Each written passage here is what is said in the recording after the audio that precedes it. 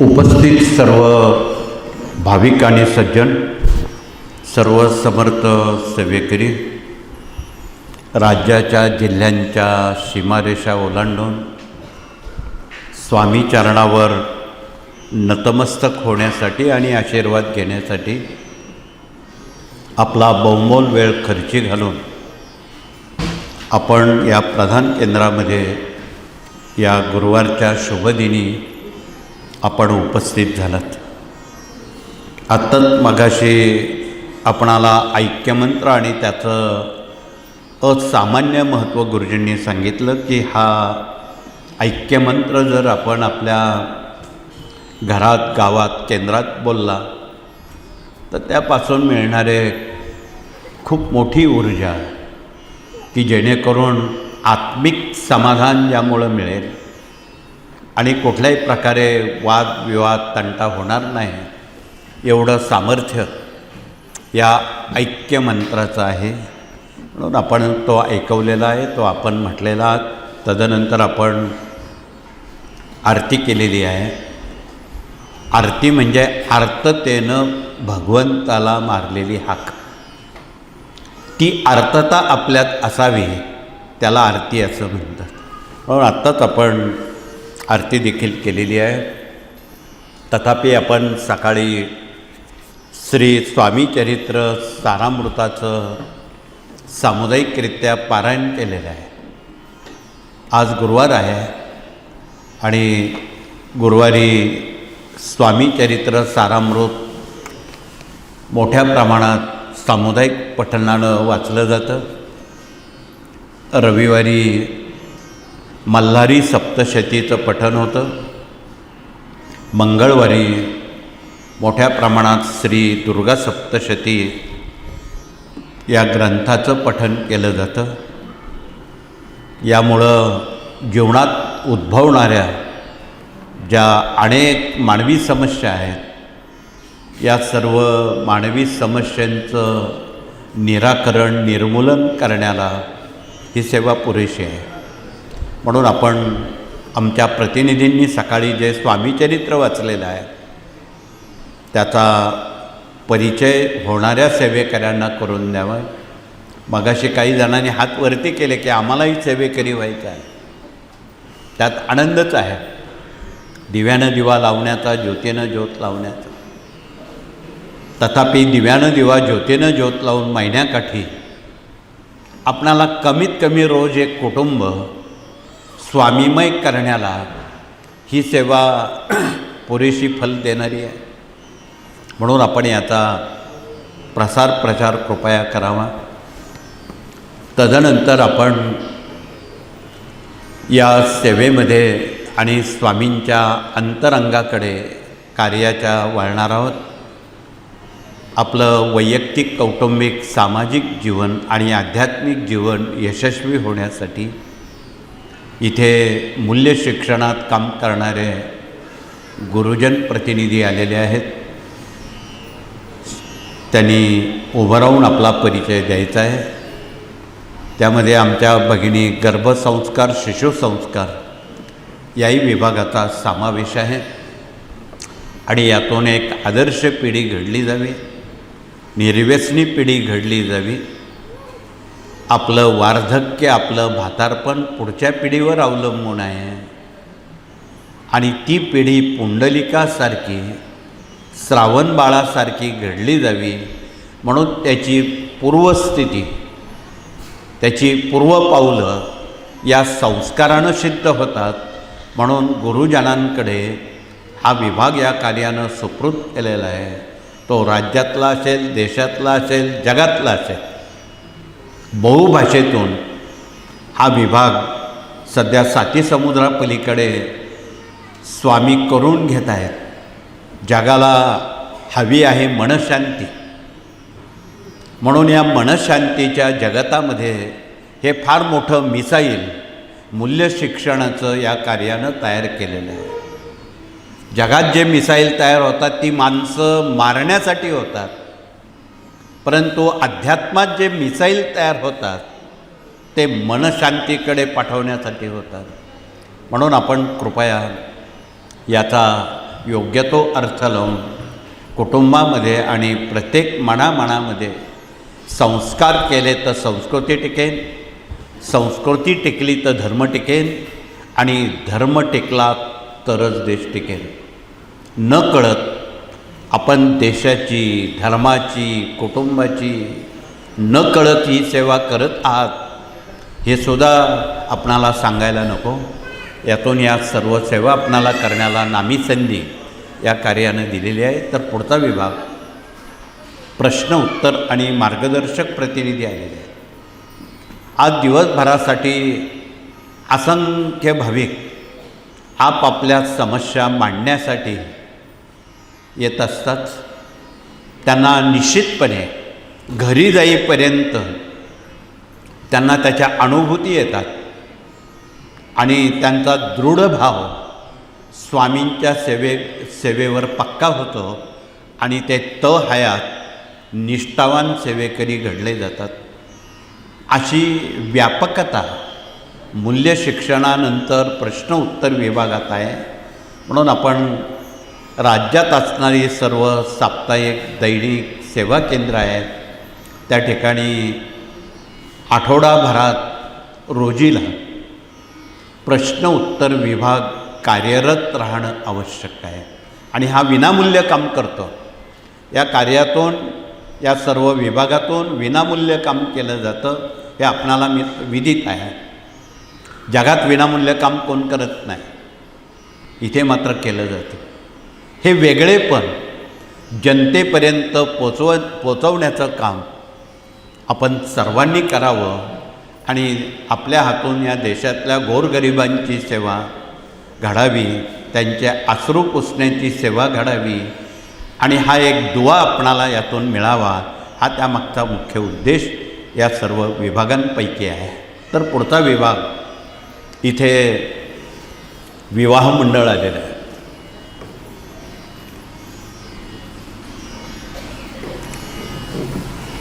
आज आपण बरेच पालक लोक मुलामुलींच्या विवाहाबाबत विचारणा करण्यासाठी आलेले आहेत आणि या सर्व समस्या या विभागातून निवारण करण्याचं अत्यंत महत्त्वाचं काम केलं जातं आहे. आणि आजच्या मितीला सर्वात अवघड प्रश्न मुलामुलींच्या विवाहाचा आहे. त्यातही एकवेळी मुलींची विवाह करणं सोपं आहे. सर्वात अवघड प्रश्न मुलांच्या विवाहाचा आहे. त्यातही मिळाली चांगली सूनबाई चांगली तर ठीक, खाट्याळ सूनबाई मिळाली घराचं घर पण राहणार नाही. म्हणून त्यासाठी या विवाह मंडळाकडे राज्याच्या 36 जिल्ह्यातून सुमारे 1.5 लाखापेक्षा अधिक वधूवर नोंदणी प्राप्त झालेली आहे. मला वाटतं हा लाभ येणाऱ्या मुमुक्षित आणि भाविकांनी का घेऊ नये. आणि गेल्या 70 ते 80 वर्षात स्वामींच्या आशीर्वादानं जेवढी विवाह झाली त्यात एकही घटस्फोट फारकती झालेल्या नाहीत. म्हणून आपलं जीवित सुखी करायचं असेल तर आपणाला स्वामी कार्याच्या अंतरंगातून जनतेपर्यंत हे विषय पोचवणं क्रमप्राप्त आहे.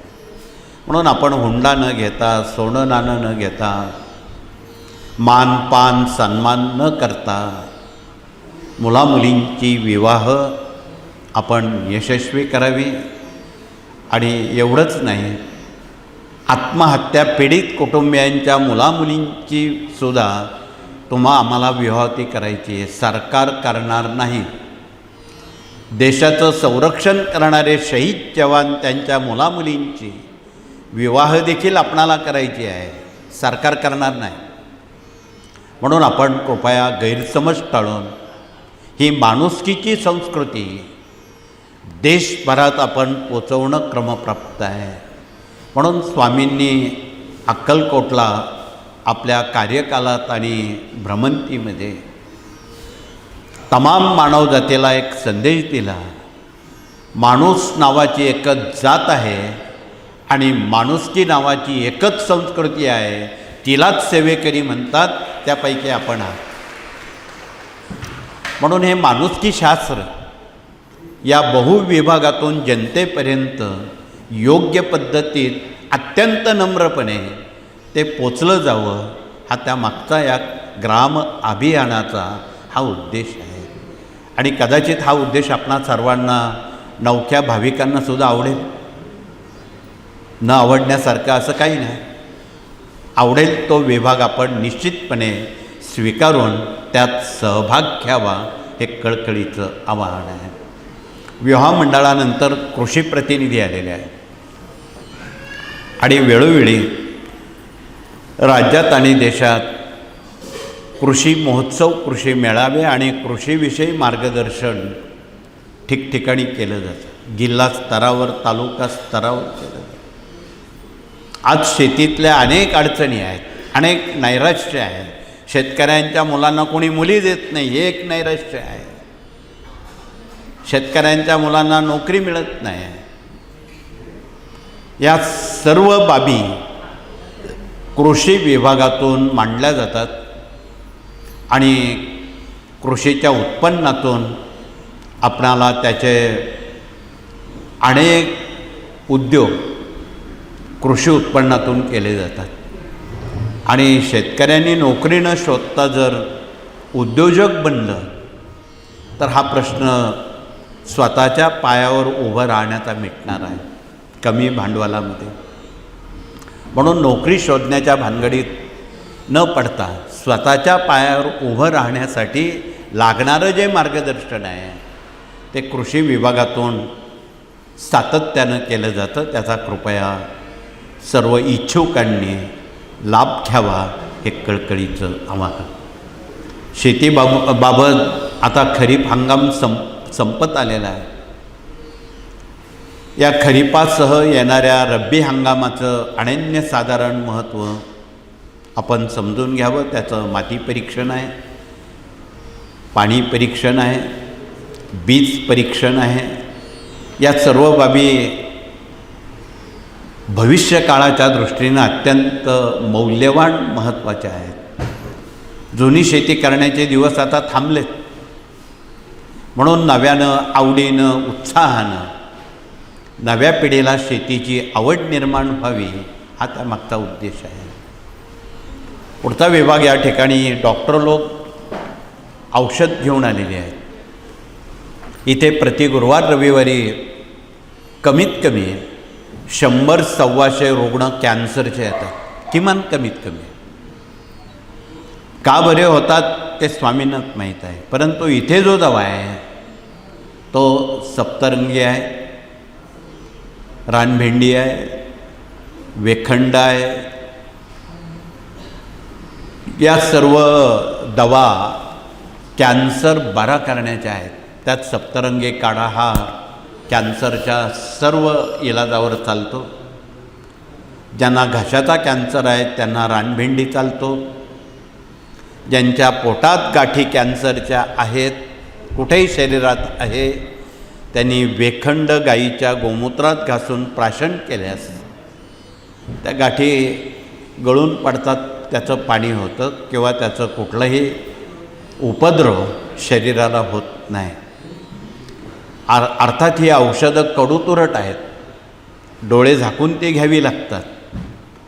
आजच्या मितीला जगामध्ये केमिकलयुक्त शेती आणि केमिकलयुक्त अन्न, हायब्रिड अन्न, जर्सी गाईचं दूध, या साऱ्या गोष्टी न बऱ्या होणाऱ्या आजारांना कारणीभूत आहे. म्हणून इंग्रज लोक ब्लॅक टी घ्यायचे, दूध घेत नव्हते. ते कधी आजारी पडल्याचे नोंद नाही. आम्ही महाराष्ट्रीयन आणि भारतीय लोक चहा कसा घेतो हे कोणी सांगण्याचं काही कारण नाही. अलीकडे राहणीमानात आणि खाद्यपदार्थात अनपेक्षित बदल झाल्यामुळं ती जागा बहुविध आजारांनी बळकावलेली आहे. म्हणून आपण आणि आमच्या सर्व माता भगिनींनी स्वयंपाकशास्त्रावर, पाकशास्त्रावर थोडं बारकाईनं लक्ष द्यावं. मसाल्याच्या डब्यामध्ये डझनभर औषधं आहेत, त्यांचा जर योग्य तो वापर केला तुमच्या कुटुंबात एकही सदस्य आजारी पडणार नाही. त्यामध्ये हळद आहे, जिरं आहे, मिरा आहे, तेजपान आहे, दालचिनी आहे, कितीतरी औषध आहे. याचा जर आपण वापर केला तर जीवनामध्ये मनुष्य जन्माला येताना 3 आजार तो घेऊन येतो. वात, कफ, पित्त. या तिन्ही आजारावर नियंत्रण ठेवण्याचं काम मसाल्याच्या डब्यातली औषधं करतात. म्हणून त्यावर थोडंसं बारकाईनं जर अभ्यास केला तर डॉक्टरकडे जाण्याचं खूप कमी काम तुमच्या वाट्याला राहील. म्हणून आपण त्याकडेही दुर्लक्ष करू नये हे कळकळीचं आवाहन आरोग्य विभागातून आपणाला निश्चित साधता येईल. त्यानंतर पुढचा विभाग इथे वास्तुतज्ञ प्रतिनिधी आलेले आहेत. वास्तूतून निर्माण होणारे उपद्रव खूप मोठी यादी आहे. वास्तूच्या ईशान्य दिशा ही ईश्वराची आहे. तिथे जर चुकून टॉयलेट आहे, जिना आहे, बाथरूम आहे, हार्ट अटॅक किंवा हृदयविकाराच्या आजाराला निमंत्रण आहे. नैऋत्य दिशा ही यमाची आहे. चुकूनही त्या दिशेला प्रवेशद्वार, पाण्याची टाकी तथा तळघर या अपघात आणि मृत्यूला निमंत्रण कारणीभूत असणारी बाब आहे. घरामध्ये बंद पडलेली घड्याळं, फुटलेली भांडी, तुटलेल्या चपला, फाटलेले कपडे हे डोक्यावर वाढणाऱ्या कर्जाला निमंत्रण आहे. तर इथे बसलेल्या बऱ्याच भगिनींच्या किचनला काळ्या रंगाचा कडप्पा दगड लावलेला आहे. ज्यांच्या आशेत त्यांनी कृपया हात वरती करावा, म्हणजे आपणाला त्यावर त्वरित उपचार करता येईल. त्यावर अत्यंत सोपा उपाय आहे. घरी गेल्यावर तो दगड तोडफोड न करता इथे वास्तुप्रतिनिधींच्या हातात पिरॅमिड आहे. त्याला पांढरा रंग आहे किंवा फार तर फार पिवळा देऊ शकतो. ऑइलपेंटनं तो काळा रंग पांढरा किंवा पिवळा केला, त्या मिनिटाला तुमचा त्रास थांबेल उद्भवणारा. म्हणून घरात अकारण, आजारपण, डॉक्टर, डोक्यावर कर्ज या बाबी ज्या वाढत आहेत त्याची कारणमीमांसा ज्ञानदान 1 ते 4 ती पानं जर आपण चाळली आणि त्या आकृत्या बघितल्या, तुम्हाला कोणाकडे विचारायला जायची गरज नाही. घर बसल्या आपण त्यावर त्वरित उपाय करू शकू आणि त्या संकटावर मात करू शकू. म्हणून इतक्या सोप्या पद्धतीनं आपणाला या सर्व बाबी या कार्याच्या अंतरंगातून जनतेपर्यंत पोचवण्याला एक नामी संधी या कार्यानं दिलेली आहे. तर पुढचा विभाग इथे कायदेशीर सल्लागार म्हणून वकील आणि न्यायमूर्ती आलेले आहेत. सर्वसामान्य जनतेला कायदा माहीत नाही, तो शाळेत शिकवला जात नाही. जर्मनी, जपानसारख्या प्रगत राष्ट्रांमध्ये 7वी नंतर 12वीपर्यंत LLB, LLMचा अभ्यासक्रम शिकवला जातो. दुर्दैवानं या देशात तो शिकवला जात नाही. त्यामुळं या देशातले बरेच लोक मोठ्या प्रमाणात कायद्याविषयी अनभिज्ञ आहेत. म्हणून त्यांच्यापर्यंत आणि कायदा समजून घेताना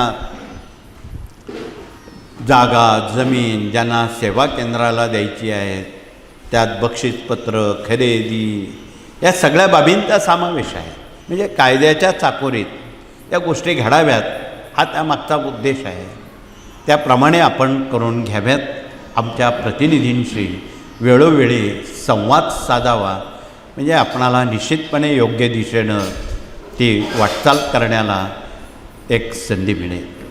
तर पुढचा विभाग प्रशासकीय कामकाज आणि प्रशिक्षण प्रतिनिधींसवेत अन्य प्रतिनिधी आलेले आहेत. त्यात पर्यावरण प्रकृती विभाग आहे, स्वयंरोजगार विभाग आहे, गोवंश प्रतिनिधी आहेत, माहिती तंत्रज्ञान प्रतिनिधी आहेत, युवा प्रबोधन प्रतिनिधी आहेत. हे सर्व प्रतिनिधी, जनतेत आपण योग्य तो असा संदेश द्यायचा आहे की या कार्यातून केवळ फक्त अध्यात्मापुरतं किंवा धर्मापुरतं मर्यादित नाही, तर आपली दिनचर्या जी आहे ती कशी असावी, देशासाठी काय करावं, धर्मासाठी काय करावं, कुटुंबासाठी काय करावं, या सर्व बाबींचा यात परामर्श घेतलेला आहे. म्हणून ज्यांना पूर्वाश्रमीची जुनी शास्त्र पुनर्जीवित करायची आहे, त्यात हस्तशास्त्र आहे. उजवा हात पुरुषांनी कसा बघावा, डावा भगिनींनी स्वतः कसा बघावा, हस्तशास्त्राचं, अंगसामुद्रिक शास्त्राचं अनन्यसाधारण सोपे ठोकताळे प्राथमिक स्वरूपातले हे सातत्यानं सांगत असतात. म्हणून ही सारी शास्त्र आपण समजून घेण्याचा प्रयत्न करताना अलीकडे हे जग प्लॅस्टिककडे वळलेलं आहे. त्यामुळं ती जागा आता कॅन्सरनं घेतलेली आहे. म्हणून प्लॅस्टिक भांड्यात जेवण्याऐवजी परत आपण जुनी भांडी ती जर आपण जेवणासाठी वापरली, बरेचसे आजारांचं निदान आपणाला कळेल आणि प्लॅस्टिकमुक्त जीवन आपणाला यशस्वी करण्याला संधी मिळेल. म्हणून हे पर्यावरणपूरक प्रतिनिधी आलेले आहेत. हे सर्व प्रतिनिधी आपणाशी दिवसभरासाठी आरोग्याविषयी आपणाशी संवाद साधणार आहेत. बहुविध जी काही शास्त्र आहे जनतेपर्यंत जी पोचवायला हवी गरजेपुरती, त्यात वास्तुशास्त्र आहे, स्वरशास्त्र आहे, संख्याशास्त्र आहे, अंगसामुद्रिक आहे, हस्तशास्त्र आहे. ही तर इतकी सोपी आहे, सामान्य माणसाला निश्चितपणे त्याची गोडी लागते, आवड निर्माण होते. आवड झाली तर अभ्यासाला सवड आपोआप निर्माण होते. या सर्व बाबींचा दिलखुलास धावता परामर्श या सर्व विभागांनी घेतलेला असून यात याज्ञिकी प्रतिनिधीसुद्धा आलेले आहेत. जगभरात त्सुनामी वादळ सुरू झालेले आहे. चीन, अमेरिका, रशियामध्ये रोज संकटांना पारावर नाही. परंतु या देशात आपणाला थांबवायचं असेल तर हा ध्वज जर आपण त्सुनामीसाठी लावला, त्याखाली बसून मारुतीचं लांगुलास्त्र तथा हनुमान चालिसा तथा मारुती स्तोत्र वाचले तर 100% मारुतीराया हे वायुपुत्र आहेत. वादळावर नियंत्रण फक्त हनुमानजी करू शकतात. म्हणून हनुमान चालिसा जरी वाचला तरी तो पुरेसा आहे. तर भूकंप थांबवण्याचं काम हे यंत्र करतं. म्हणून प्रत्येक गावासह सेवा केंद्रात सेवेकऱ्यांनी देशाला वाचवण्यासाठी या 2 गोष्टी आधी कराव्यात. त्यामुळं निश्चितपणे आपला देश, धर्म याला अनुकूल परिस्थिती या कृतीतून निर्माण होईल यात दुमत नाही. अशा या साऱ्या बाबी या कार्यात भरगच्च भरलेल्या आहेत. शेवटचा विभाग मराठी अस्मिता आणि भारतीय संस्कृती आमच्या माता भगिनींनी जिवंत नव्हे समृद्ध केलेला विभाग आहे. त्यांनी या विभागाच्या वतीनं परिचय देऊन आज अनेक भगिनी खूप आशेनं स्वामींकडे आलेल्या आहेत. अनेक प्रश्न घेऊन मनात आलेले आहेत. काही लेखी स्वरूपात तुम्ही मांडत आहात. इथे तुम्हाला पेपर दिला जातो आणि त्या पेपरवर त्या रखान्यांमध्ये तुमचं नाव, गाव, पत्ता, तुमची देवी कुठली आहे, खंडोबा कुठला आहे, गोत्र कुठलं आहे माहीत असेल तर आपण त्यावर लिहून देऊ शकता. आणि वर्षातून आपण देवी खंडोबाला जाऊन त्यांचा मानसन्मान करणं हे आपलं आद्य कर्तव्य आहे. त्यातून आपल्या सर्व समस्यामुक्त, चिंतामुक्त जीवनाला सुरुवात होते असं म्हणायला अतिशयोक्ती नाही.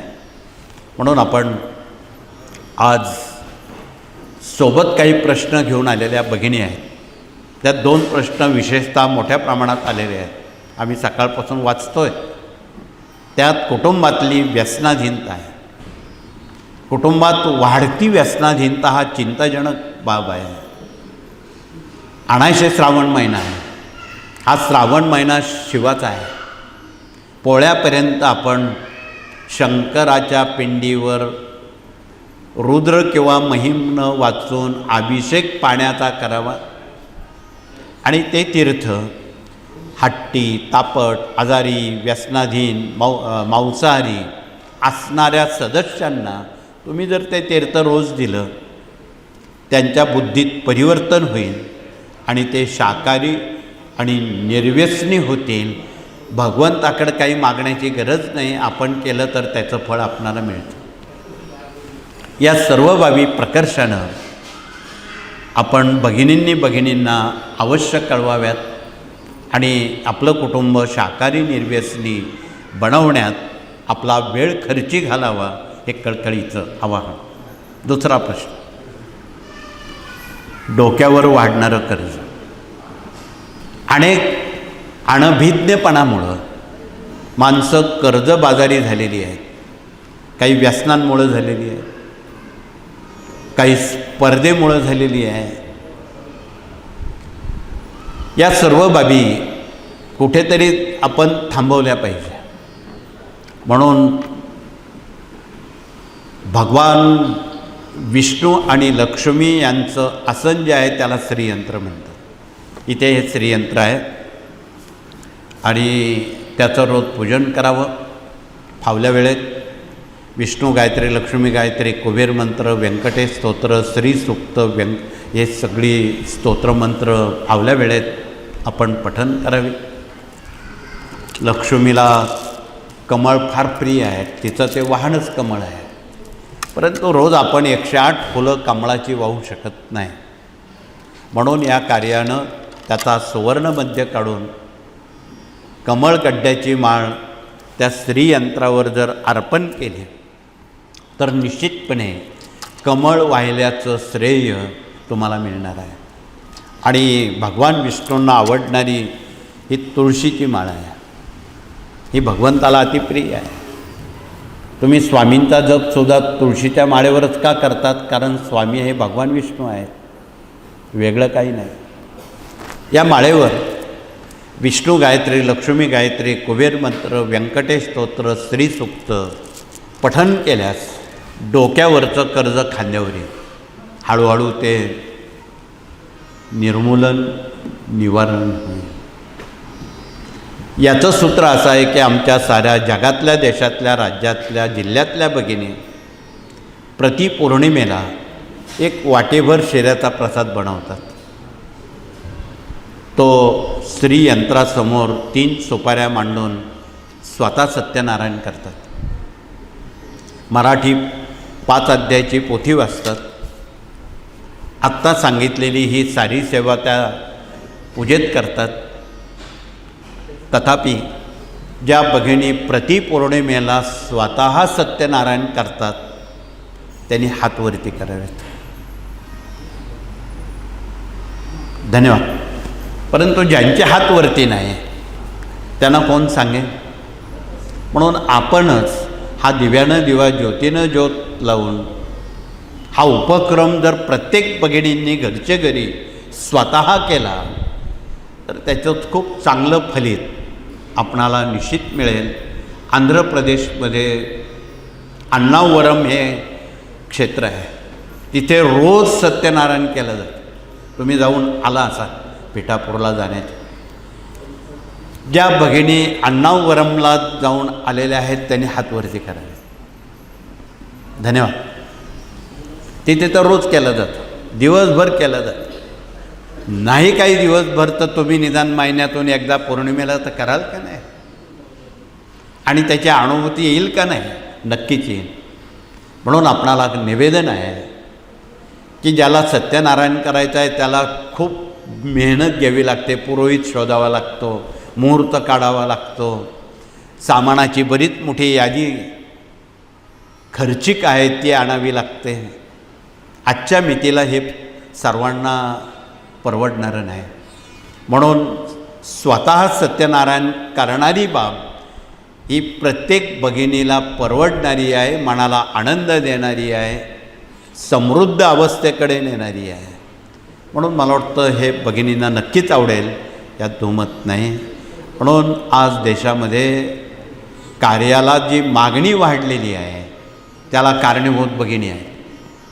आमची भारतीय संस्कृती आमच्या माता भगिनींनी जिवंत नव्हे समृद्ध केलेली आहे. म्हणून या देशाला भारत माता म्हणतात. जगाच्या पाठीवर अमेरिका माता, जपान माता कोण म्हणत नाही. याला कारण आमच्या माता भगिनी आहेत. भारतीय संस्कृती आमच्या माता भगिनींनी जिवंत समृद्ध केलेली आहे. तो आदर ठेवण्याचं काम सेवा केंद्रातून आमच्या भगिनी सातत्यानं करतात. हा त्यांचा गुणगौरव आहे. म्हणून आपणाला पुन्हा एकदा या श्रावण महिन्याच्या शुभेच्छा देण्यापूर्वी पुढील महिना भाद्रपद महिना आहे. आपणाला 4 कामं या चातुर्मासात दिलेली आहेत. त्याचा तपशील, त्याचा धावता परामर्श आपण घेणार आहोत. हा श्रावण महिनाभर आपण अन्य काही न करता शंकराची सेवा करावी. आपण 100 कोटीच्या संकल्पात रुद्राचा समावेश आहे. अजून ती सेवा आपलं ग्रहपाठ पूर्ण झालेलं नाही. सप्तशतीच्या 100 कोटीपैकी आपले सप्तशती 9 कोटी अजून अपूर्ण आहे. पुढील अश्विन महिन्यामध्ये आपणाला जास्तीत जास्त भगवतीची सेवा करायची आहे. पुढच्या भाद्रपद महिन्यात येणाऱ्या भागवत पारायण घरचे घरी आपणाला करण्याला एक नामी संधी आपणाला मिळालेली आहे. कोणी मोठा भागवत करा, कोणी रोजचा छोटा केला तरी चालेल. कोणाजवळ किती वेळ आहे ते त्यांनी ठरवून त्याप्रमाणे त्याची कार्यवाही करावी. हे झालं भागवताबद्दल. अश्विन महिन्यात आपण अश्विन शुद्ध 1 ते दिपावळीपर्यंत दुर्गा सप्तशती जास्तीत जास्त पारायणं करायची आहे. आणि या कलियुगाचं सर्वासर्व ऊर्जा स्वामींच्या हातात आहे. आशीर्वाद स्वामींच्या हातात आहे. म्हणून आपण या गुरुपौर्णिमेपासून तर दत्त जयंतीपर्यंत 12 लक्ष स्वामींचा जप, षडाक्षरी मंत्र फावल्या वेळेत आपण पूर्ण करायचा आहे लिहून. आणि लिहून झालेल्या त्या सर्व वह्या गाणगापुरी आपण पाठवायच्या आहेत. तिथे एक पद्धत आहे. वाडीला, गाणगापूरला, पिठापूरला, कुरवपूर, तिथं स्वामींच्या मूर्तीखाली ठेवण्याची पद्धत आहे. म्हणून तशी सोय तिथे केलेली आहे.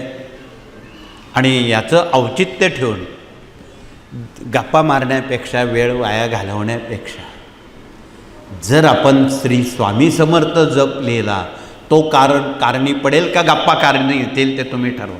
आम्ही त्यावर बोलणार नाही. आपण सुज्ञात.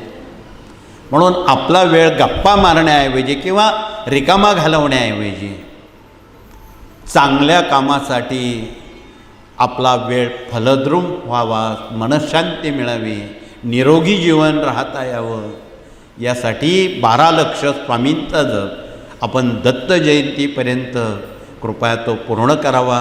हे कोणाला पटेल त्यांनी अवश्य याचा लाभ घ्यावा. सक्ती नाही. हा ऐच्छिक प्रश्न आहे. सक्ती नाही. अध्यात्मात सक्ती केली जात नाही. म्हणून कृपया आपण हा स्वामींचा जप जास्तीत जास्त सर्वांपर्यंत कसा पोचेल, सर्वांचं भलं कसं होईल, या भावनेनं आपणासमोर हे चातुर्मासाचे उपक्रम आपणासमोर मांडलेले आहेत. म्हणून हे चातुर्मासाचे हे 4ही उपक्रम, त्यात रुद्र आहे किंवा महिम्ना आहे, भागवत आहे, सप्तशती आहे आणि स्वामींचा जप आहे. हे आपण दत्त जयंतीपर्यंत कृपया पूर्ण करावेत. म्हणजे आपण जो देशासाठी संकल्प 100 कोटीचा केलेला आहे, गेल्या 1.5 दशकापासून आज तगायत उणीपुरी 91 कोटी पाठ सप्तशती स्वामी चरित्र रुद्राची झालेली आहे. उर्वरित राहिलेला जप आपण किती लवकर पूर्ण करतो याची आस आपल्या मनाला असू द्यावी, एवढंच कळकळीचं सांगून पुनश्च आपणा सर्वांना या श्रावण महिन्याच्या मनापासून शुभेच्छा आणि धन्यवाद देऊन, हात जोडून प्रार्थना करून आपण हे सत्र या ठिकाणी थांबू. काही वेळ आपण थोडं येताना जाताना मौन पाळावं आणि पुढील मार्गदर्शन आमचे प्रतिनिधी आपणाशी संबोधित करतील तोपर्यंत आपण सामुदायिकरित्या हात जोडून प्रार्थना करू. नंबर 1च्या गेटनं भगिनी औदुंबर समाधी मठ याला केवळ वळसा घालून दरबारात हात जोडून स्वामींना नमस्कार करतील. मधल्या गेटनं जागेवर बसतील. नंबर 2च्या गेटनं त्याचप्रमाणे पुरुष प्रतिनिधी भगिनींनंतर औदुंबर यज्ञशाळेला वळसा मारून दरबारात मुजरा न करता नमस्कार करतील. त्याची कृपया आपण नोंद घ्यावी. पुनश्च एकदा आपणा सर्वांना मनापासून शुभेच्छा देऊन आपण प्रार्थना करू. हे सत्र थांबू. श्री स्वामी समर्थ.